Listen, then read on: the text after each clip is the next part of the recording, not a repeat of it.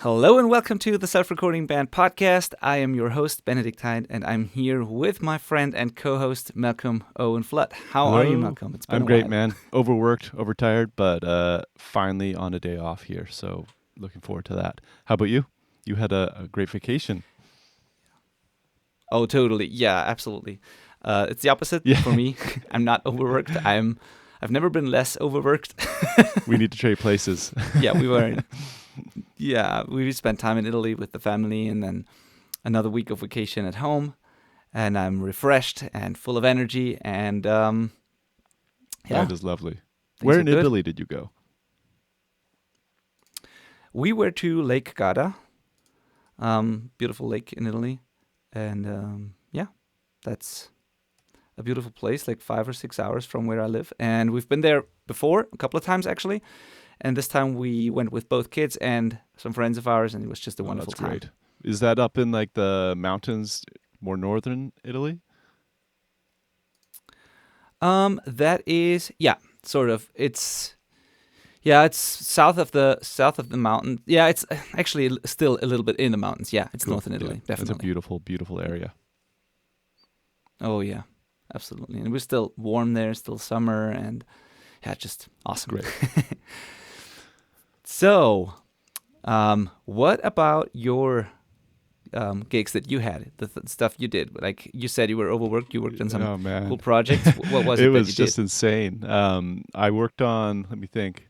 Since we last did an episode, I think I've worked on like 3 documentaries, 2 short films, a commercial, and a reality show.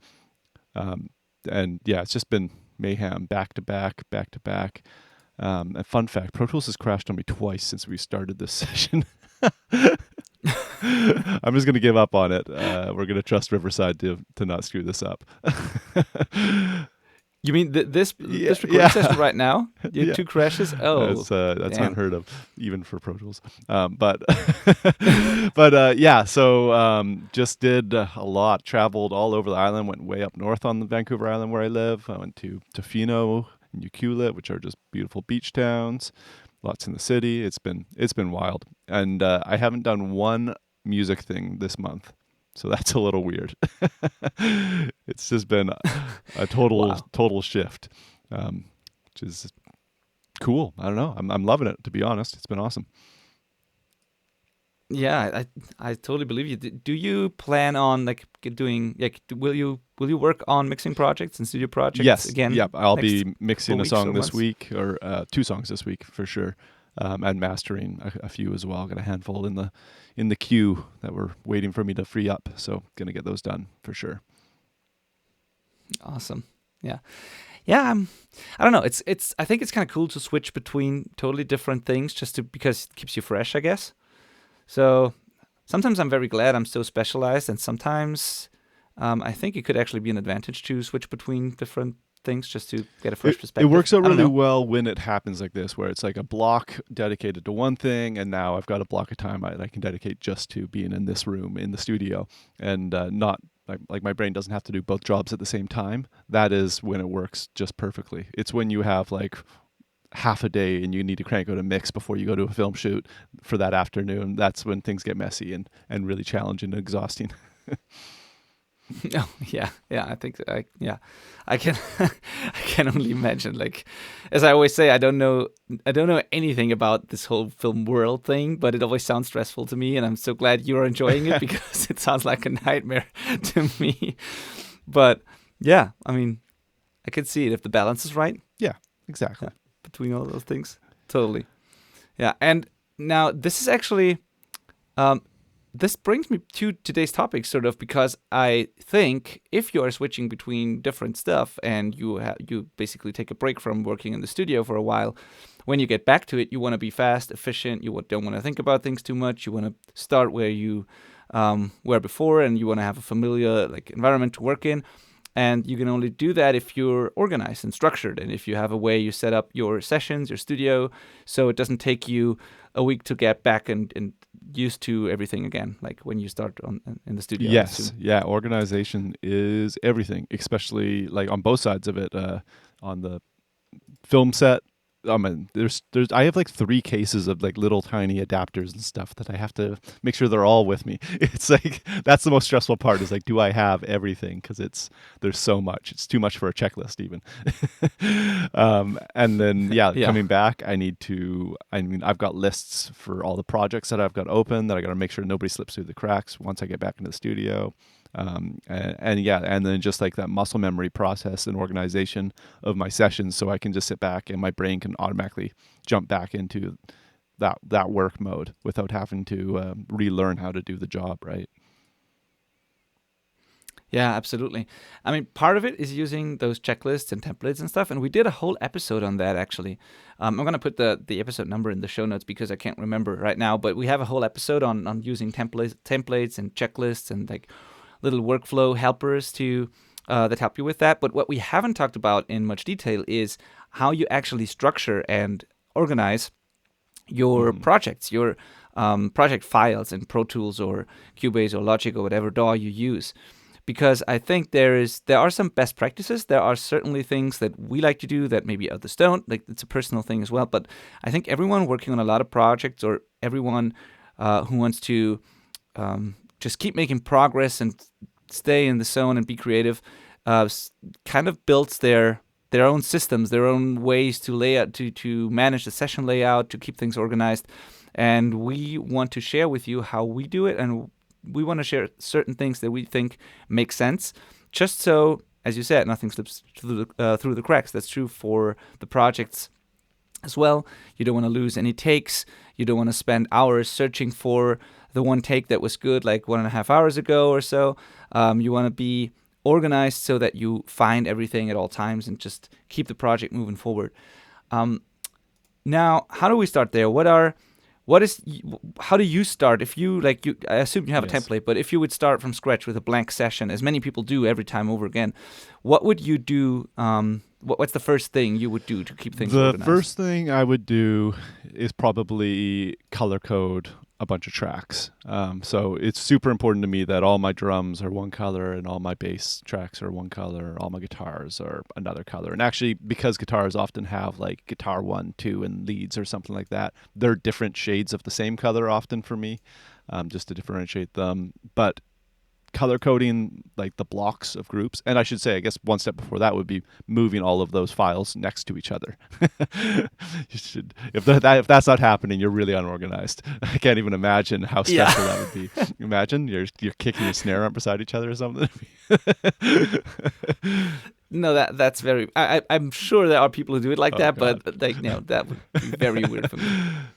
I've seen some weird layouts in the pop world though. Like some people have the kick and then, I don't know, the vocal at the top and then the kick drum and then maybe some bass line and then the snare somewhere. Right. And like sometimes if it's not an organic drum kit, but like samples and electronic stuff, I've seen pretty weird layouts, at least weird to me. But in the rock world where you're dealing with real instruments or trying to mimic real instruments or whatever, I like to keep things next to each other. Yeah. Color coding it so I can just look at it and make sense of it immediately. That's my main thing. And I would say like a quick segue from that is track folders, which are like, I've only had them for about a year in Pro Tools, but they are just such a organizational blessing. It's awesome. For sure, definitely.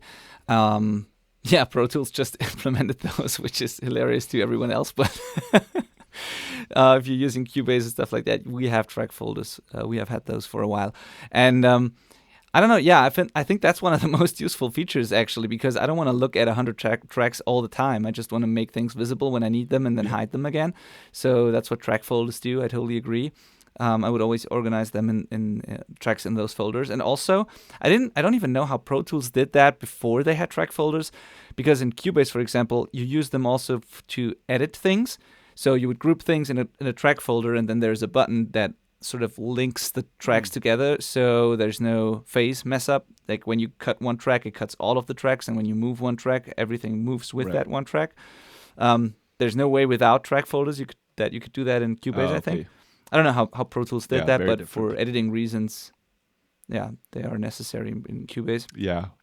But just for organizing, it's neat. Yeah, definitely. Yeah, and if you don't know what we're talking about, it's literally it's like a bus, like an aux track, but it can hide, like you can collapse it and all of the tracks inside of it become invisible and they're just represented by that one track folder. So you can have like hundreds and hundreds of tracks in your session, and then you click a button and they all collapse down to 5 folders or whatever you organize it as. It's tremendously helpful. Oh yeah, absolutely. But it's not to be confused with actual groups or buses, because you can't have plugins on them and stuff. It's just, or at least in Cubase, it's just for organization. You just put the tracks in there and can hide them and show them, but it's not like a group track where that. Are you saying that the folder tracks in Pro Tools are better than in Cubase? Can folder tracks in Pro Tools have plugins on them? Exactly as aux tracks do. Or a bus, if you want to, it can be both. There's called like folder, or it's got a name. I can't remember what the two names are, but essentially, you have the option of it just being a folder where it's just like a view option. Essentially, it doesn't route anything, or you can route to it, and it has an input and an output, sends and inserts. It's great. Okay, I don't know if I like that. But it's like, to me, just because I'm not used to it, to me a folder is just a place to put tracks and hide them. And then I use buses and stuff and groups for other stuff. But yeah, it gets the job done. And so for organizing reasons, just have some way, I think, of putting tracks together that belong together, hiding them, showing them. And then, and the next bullet point here on our list is actually the buses and the groups, which apparently Pro Tools can do on those track folders. In Cubase and other DAWs, I think you have to create a different kind of track, which is a bus or a group or an aux or whatever it's called. And then you send the tracks that you want to have in this group, you send it to that group, and then you can process that group, just like the layout on an analog board. It's the same thing. So in Cubase, those are different things. And that is actually the next or I think that's for me probably the most important of all things. So the first one that I get sorted out is the routing. I just want to have immediately when I start a blank session, I want to be able to solo the drums, or so just to make sure that every single track goes to a bus that I assign to it is very important to me because I have this bus structure that's just important for the way I work.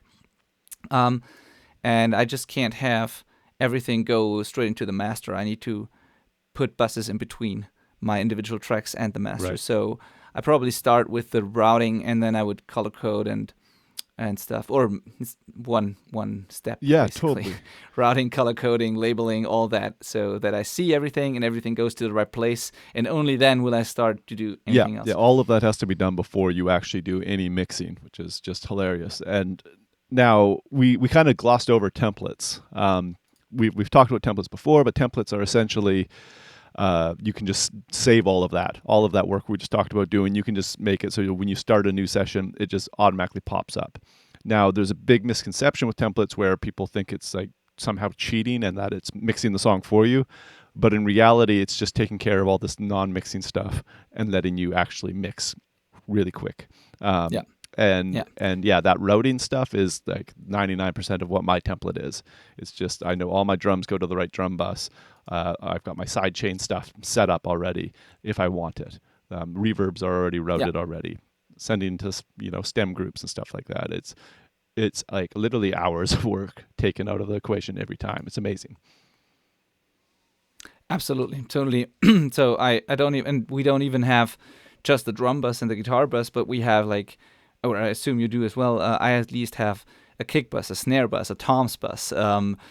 So if I have multiple kick mics, I can send them to one track. If I have multiple snare mics, I can send them to one track. Those go to the drum bus. Sometimes the drums and the bass go into one bus, and then I don't know, like things like that. Then the stems, as you said. Then there is an additional mix bus before the master. So I have all these different steps where I can group tracks together and process them together and export them. And if I had to do that every single time, that would be such a waste of time. Yep. So that's definitely part of organizing a session.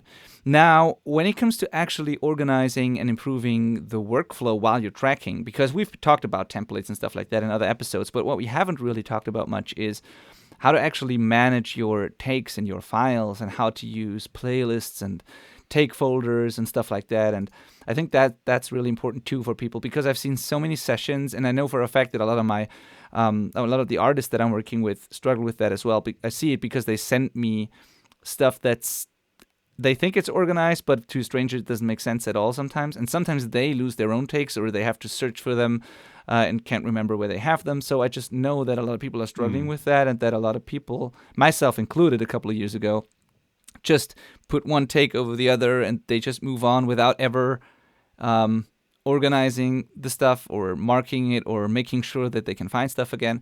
So I think that is really, really important. And that it's the balance between being able to move fast, so you don't want to be stuck all the time with like labeling and color coding and moving stuff around, but also you want to keep it organized enough so that you can go back and find stuff. So there's this Absolutely. balance. And yeah, and I'm curious how you do that, because that's, again, different in every single DAW, but I assume you're using playlists in Pro Tools probably. In Cubase, it's a sort of take folder. There's a button, and when you click on it, it like opens or collapses, and it shows you all the different takes, one below the other, and then you can mark certain areas and comp them together. And It sounds like it's virtually the same as Pro Tools playlists. If you're unfamiliar with either of those terms, we just used playlist or takes, and I'm sure another DAW has a different name for it. The reason I mentioned if you're unfamiliar with it, because when I first started and was trying to figure out Pro Tools without reading the manual, I would just make a new track every time I wanted to like have an additional take, and that doesn't work real quick, you figure out. So playlists are just allowing you to record another take on the same track, and it just hides the previous one if you want it to. And then from there, you're able to comp your like the ultimate performance out, grabbing the best bit out of each take, right? Or just compare, reference which ones you like, and try different things, right? Without recording over the previous audio. So yeah, I use playlists as well. I kind of have a system where I try and keep the top playlist, the visible playlist, as what I want it to be. So only keeper stuff lives there, kind of thing. Otherwise, it's hidden, and I can go digging for it if I want to. But generally I'm trying to comp on the fly and throw whatever I like up to that top playlist. Yes, I totally agree. I like to, whenever there's something that I really like, I just immediately pull it up there so I can remember. Or if there's like multiple versions that I like that I'm not sure and we need to make that decision later, I make a note, definitely, because otherwise I will forget. I will do something like, okay, that was take number 7 or whatever, this and that part, and I would make a note so that I can go back to that later. Because like an hour later, I would say, that was good, but I remember that one take there that just felt better, and I can immediately go back to that because I made a note, and I know it's there, and I can find it. And it's like, I wonder how many like magic moments I've already lost when I started because I didn't do that, because I just thought I could remember, but then I couldn't, and then I just didn't bother and used whatever we had when we stopped recording. Totally. Yeah, I am a big fan of having a notepad beside me, so I can just jot down a take number, a little tiny note. I've got like this little hieroglyphic system I use that makes no sense to anybody else. It's just something I invented. It tells me what I thought of each phrase, kind of thing. And then you can use the notes section on your DAW. There's usually a little comments box or something on the track. I find that to be too slow in Pro Tools. And then there is a rating system which I've like rarely used, but I can actually grab a clip and give it like a star rating out of 5. And then technically that would be helpful going back. You can also just like that's a good rename the clip. Just double click it and just be good. Yeah, I don't even know if Cubase can do that, renaming or like rating clips, but it makes so much sense. Yeah. It's a cool workflow, but it's honestly not my normal go-to. Yeah, I do the notes as well, sort of. But I have to look into that. I like that concept. So whatever you do, just make sure you don't lose any of the magic moments that can happen in a session, and you just keep it organized and not overwhelming, because I think at some point you, like in almost every session, I would reach a point where the amount of takes and the size of the session got so overwhelming that I didn't even bother going back and listening to everything, and I just listened to the last 3 or 4 takes or whatever, or maybe the first ones, because it just got too much, and there's no way I could remember every single performance, and probably some really good parts slipped through the cracks because of that. So I try to avoid that now at all cost, and the way to do that is just make notes and also just do that on the fly. What you said, like just move the good stuff up there immediately, and try to build your final take as you go. I think that's the best way to go about it, because then everything that comes after it builds on that, and you always have the best takes ready to go there. And I'm pretty, I don't know, that's probably risky, but I also like to get rid of unused or bad takes pretty fast, pretty quickly. Like the ones I really know were not good, I would just get rid of them pretty quickly and just keep the session clean. And you can always make backups before you do that. You can create backups and then clean up the session. But I like keeping the session small and lean and not overwhelming, and I just get rid of stuff. And hard drive space is cheap, so just make a backup and then clean up your session and go. And if you really need to go back, you have the old tracks there, but usually I just delete them and that's it. And I clean up stuff and I commit stuff as I go, and that takes practice. But now when the recording session is done, I basically have all my final takes and they are ready to be edited, and I don't have to search through the takes as much as I used to have. I think that being afraid to record over a clip or just not even commit a clip, like in Pro Tools, there's a key command. If they screw up, you can just click Command period and it deletes it. Like it's like it never happened. It never existed. It doesn't get written to the drive. And so that clip's literally permanently gone, destructively gone. And like I was like, why would they make this button? That's terrifying. But now I have the option, like opposite opinion. Like if the take is flubbed, why would you want that to live on your computer at all? And it has happened where I'm like, okay, singer doesn't like this line. I have to go and search through the other takes. And I get to that one and I'm listening to this flub take where they say the wrong word again. And I'm like, okay, that just wasted 10 seconds of my life. I should have just deleted it. So don't be afraid to clear that out. There should only be, really, the only things in your playlist should be possibly usable. There's no reason to keep anything that's not. Yeah, totally. And I don't know if there's, again, if it's the same thing in Pro Tools, but in Cubase, for example, you don't have to do that manually. You just do your comps and everything, and then you can just go to where the audio files live, and there's a button that says get rid of unused audio, something like that, and then it deletes everything that's not in the session. You got to be careful with that, but if done right, if you set up the session right, and if you've made backups, then just do that, and it just turns a 100 gigabyte session into a 5 gigabyte session or so, depending on how big the project is. All right, I need to buy a new mic stand if you're watching this live stream. Just slowly. I'm getting like 2 sentences and I have to readjust. Yeah. So, yeah, commit as you go, clean up on the fly, comp on the fly. And then there's a difference between... one thing before I say that, sorry. One thing. You mentioned it briefly in that I want to touch on that again, and that is... with playlists or these track folders, just to make sure you understand the concept of that, you can just record a loop, for example, over and over again, and it doesn't delete what you've done previously. It just puts it on top of it and hides the take before, and when you hit play, it plays back whatever you recorded last, but everything else is still there. Because I know for a fact that a lot of people are afraid or like they don't even think about recording on the same track again, because they think what they've done before will be deleted then, like it was on tape, for example. Right. And there is a mode in Cubase, at least, where you can do that. Like you can set it so that when you record over a previous take, that it actually overwrites the previous take. But I don't know why we would ever want to do that. It's called destructive mode in Pro Tools, destructive recording, and I've never used it once. So you probably, I've been doing this for a while. You probably don't need to use that. Pro Tools is a little different in that if I record over a clip in just kind of normal quick punch mode, it will appear like that clip's gone. It's not on another playlist, but it is still in the session. You just have to go to the audio. You have to kind of find it in ways. So it's as if you overwrote it, I don't know how to say that. It's as if I recorded over it, but it's technically still there.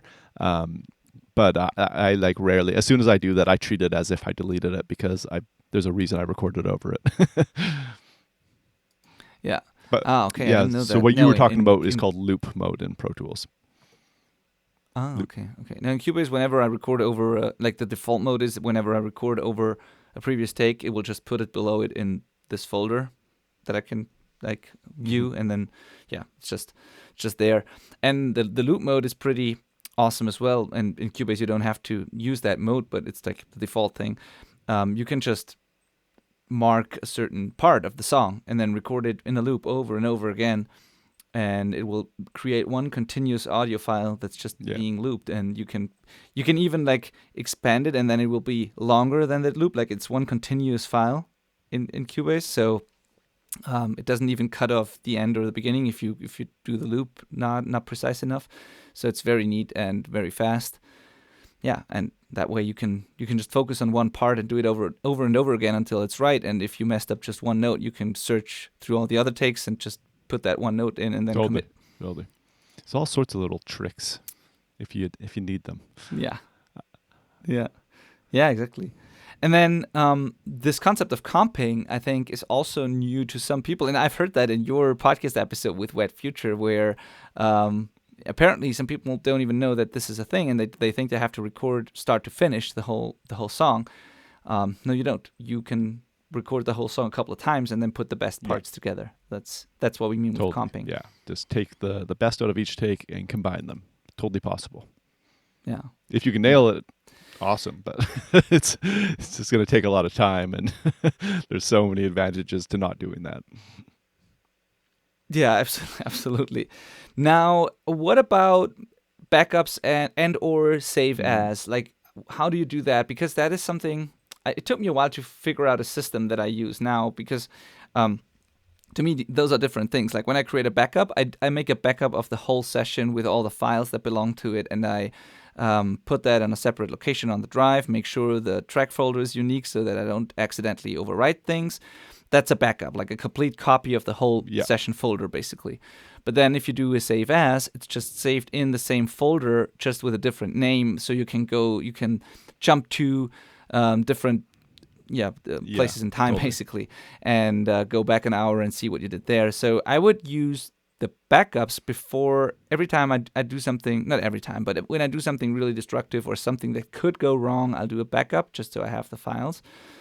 But every time I just want to be able to go back to a previous stage, sort of, I do a save as. So for example, I have a rough mix, I have after editing, and then I have like the mix, and maybe if I do the mastering in the same session, it's another, I don't know, that you can do it different ways, but that's a save as basically. Or if I do like a mix and then I do a mix revision for the band, I definitely have a save as, a different version of the mix that I can go back to in case they want to undo their revision or go back to the original one. So for me, I think I do like an actual backup once a day, pretty much.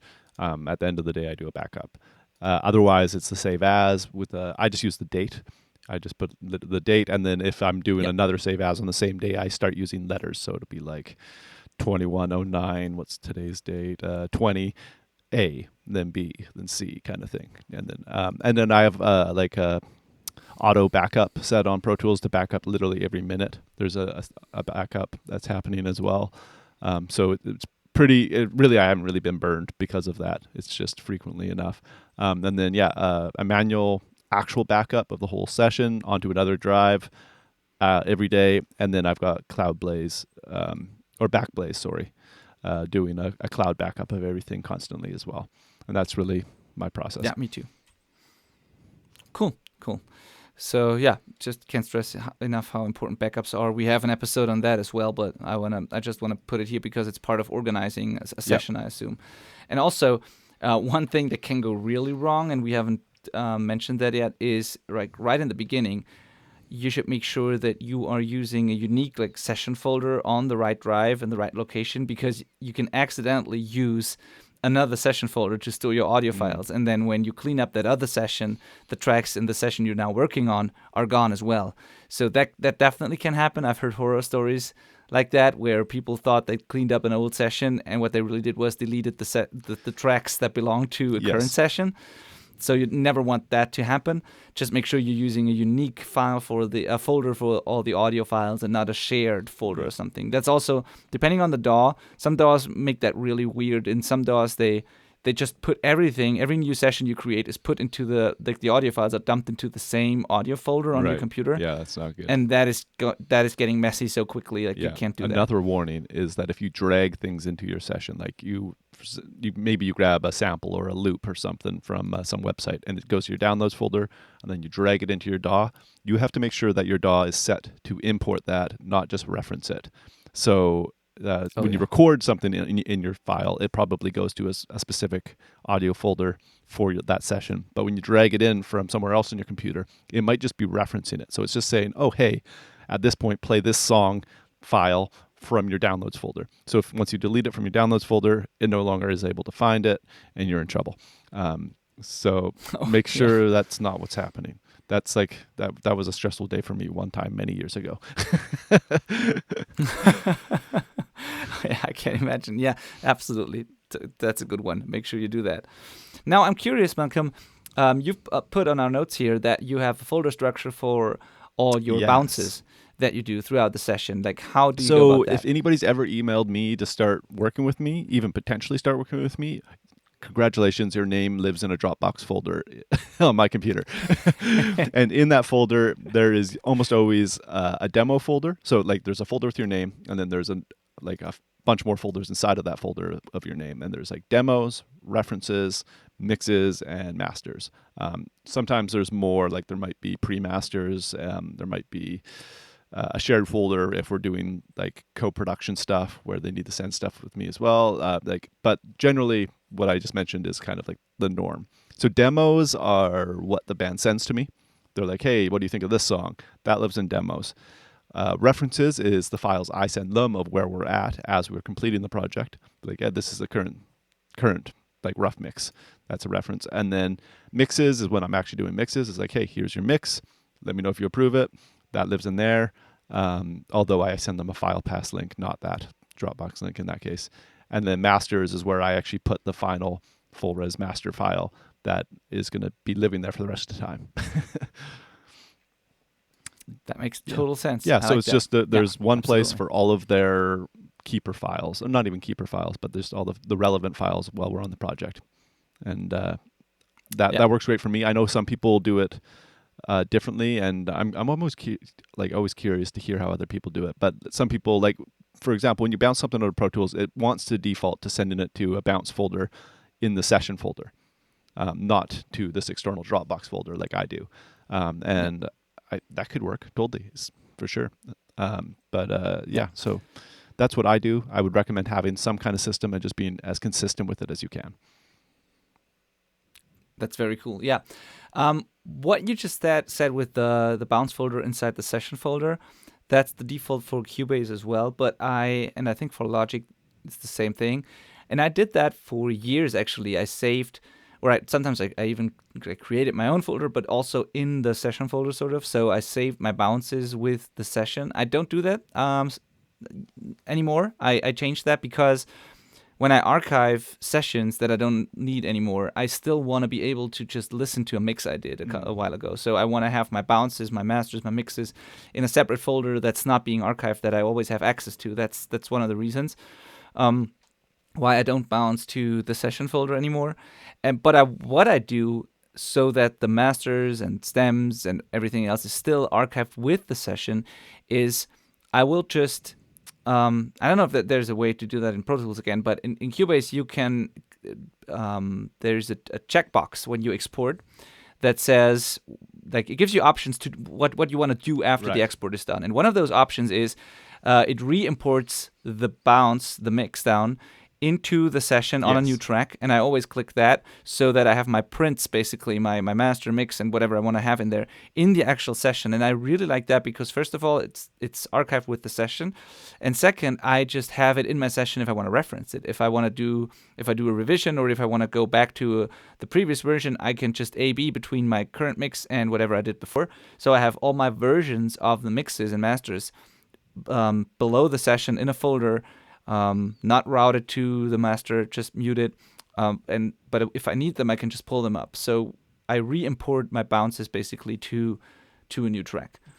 Some people print, if you use hardware and you print in real time, some people just print it to a new track in the session. You can also do that. but I really like having every version of the mix in the actual session. Yeah, that's a great practice for sure. And you can do that, but only when I'm bouncing. I think it has to be a WAV file. So if I'm bouncing an MP3, I don't think I can automatically re-import it. I think I have to manually do it. So it's just a small workflow pain in the ass there. Yeah, I don't ever do the MP3 thing. I just send WAV files. Wow, So. big shot.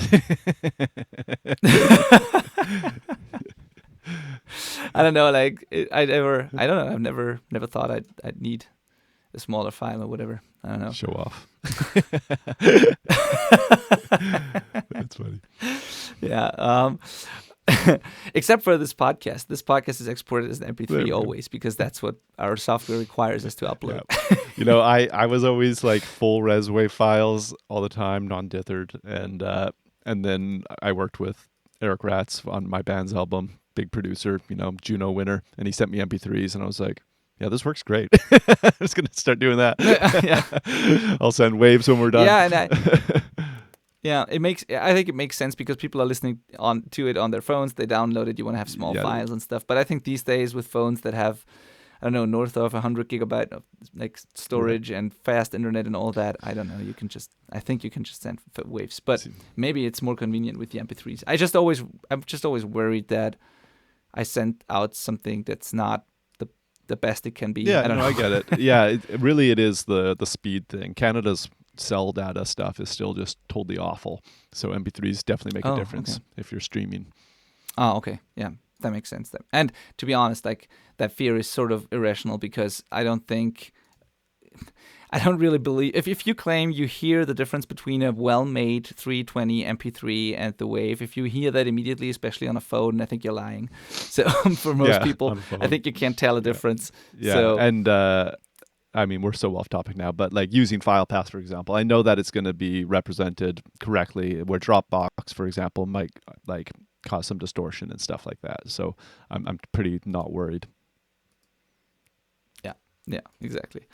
And I didn't want to, and that's the last thing I want to say about that. I didn't want to say that you can't hear a difference between an MP3 and a WAV. You definitely can. But I think for a quick check on a phone, it's not enough of a difference that it wouldn't make it, that it wouldn't be usable. Like just to check a mix and make revisions, the MP3 is enough. I agree.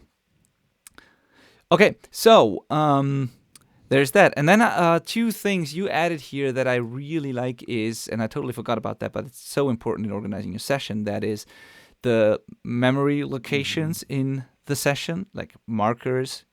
It's what they call it usually, where you can just jump to a chorus or to a verse or to a certain part in the mix that you marked, and that is so useful.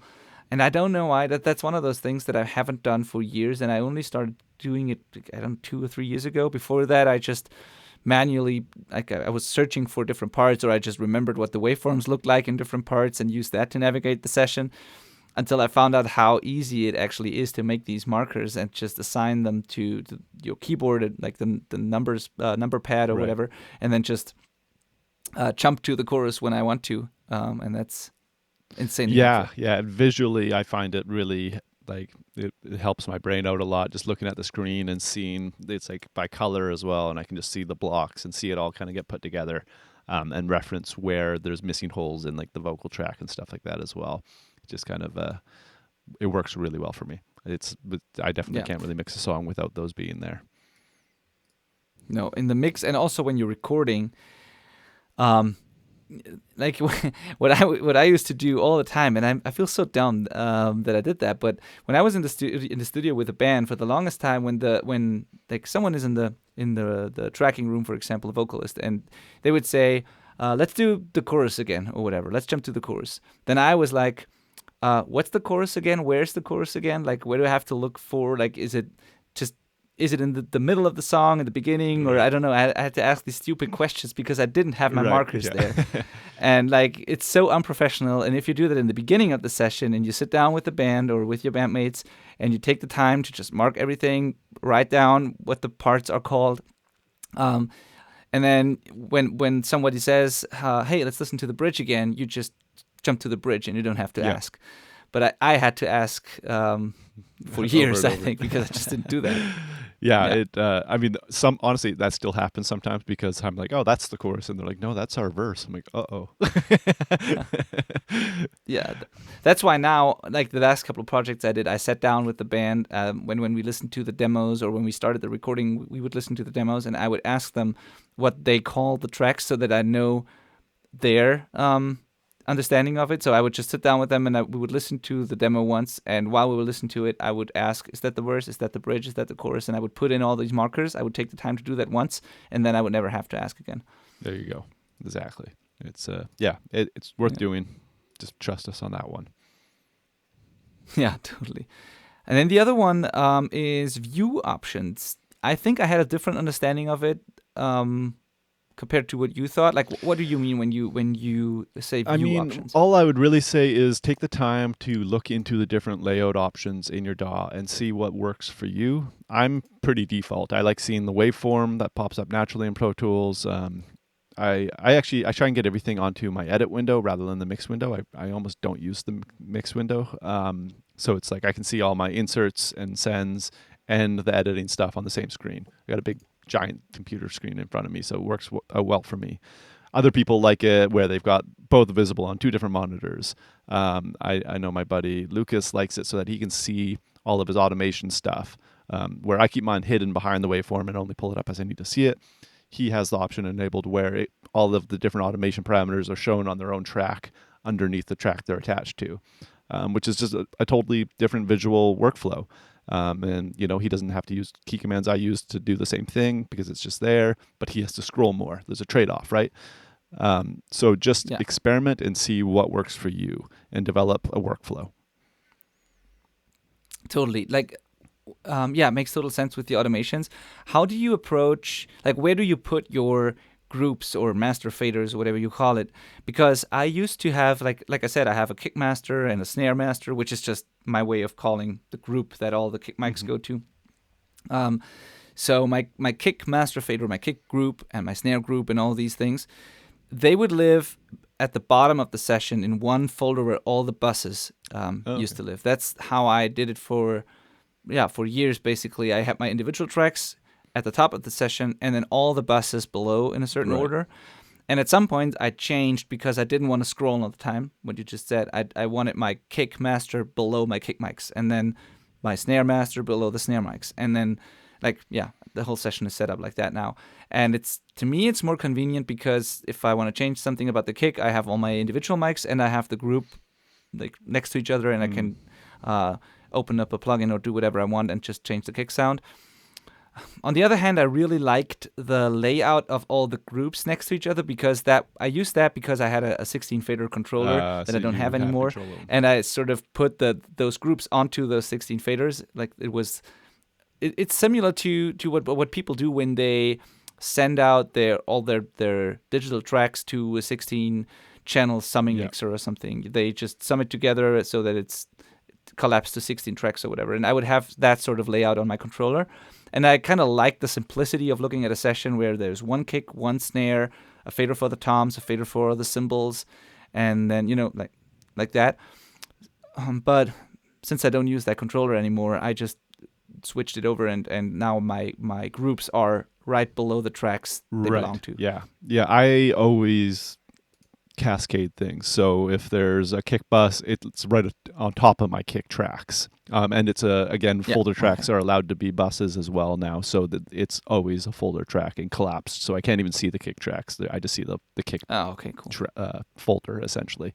And so I might have a kick snare and tom bus in there, and then the rest of the drum tracks or something like that. And above that, they're in a drum folder bus as well, which I can collapse. And so it's just like always cascades downwards like that. Cool. But that said, awesome. I do have, they all have their own stem track that they go to after that. And those all live beside each other. So I do have like this little kind of stem mastering stage at the very end of my session. Oh, okay, cool. Yeah, I do have the same thing, the same or similar stem setup. Cool. And now, we've talked about that before we started recording this episode. There is something in Cubase called Workspaces that's really, really useful, where you can, I don't know about other DAWs, I can only speak about Pro Tools. I think Logic has something like that as well, if I remember correctly. But what it does is you can have a certain window layout, whatever your screen looks like at any moment. Like you can open certain plugins, you can zoom in as much as you want, you can make the mixer visible or the editing window, whatever you want. And the layout you're looking at, you can save that as a workspace. And then you can change the layout and make other plugins visible or other tracks and change the zoom or whatever and save that as a different workspace. And now just by pushing a single button, you can switch between those workspaces. And that is really useful. For me, for example, I have one workspace where on my wide screen, where I have the edit window and the mix window next to each other, where I see both. And that's sort of my basic initial rough mix gain staging sort of workspace where I want to see all the tracks, but I also want to see the faders and I want to be able to make a quick rough balance just quickly. And it also, I think, shows me the VU meter on my mix bus and it shows me my final limiter, so I get like the sort of gain staging right. It also shows me the first plugin on my buses, I think, so I hit those right. And that is my initial like rough mix gain staging view. And then I can switch it over to editing, and all of a sudden the mix window and all those plugins are gone, and I have just my full editing window, and it's like zoomed in a little bit, and I can see all the audio files, and yeah, stuff like that. Or I don't know, if I want to work on the mix bus, it just shows me the mix bus, and it immediately opens all the plugins on the mix bus. That's cool. So I have different workspaces like that, and I also have those on the Stream Deck app on my iPad. So my iPad is next to me, and I have those buttons on the iPad.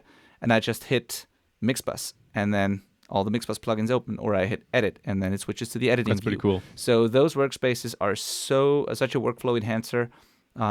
That's pretty cool. Pretty rad. I got to experiment more with the workspace thing, because I believe Pro Tools does have that. I just haven't implemented it, and I totally should. I think that sounds really, really rad. One more tip I had that just came to mind.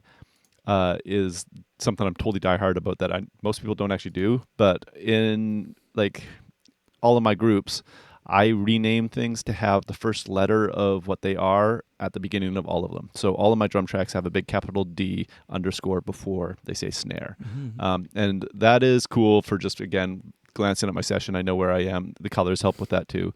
But also, actually, we totally skipped over how they're laid out. Like, so what's at the top of the session versus the bottom? That's always the same, everyone. Like, that should always be the same. It should be whatever you want it. Like, for me, it's keys, bass, drums, and then guitars and vocals. Yep. What? I know. I know your drums at the top. I'm sure.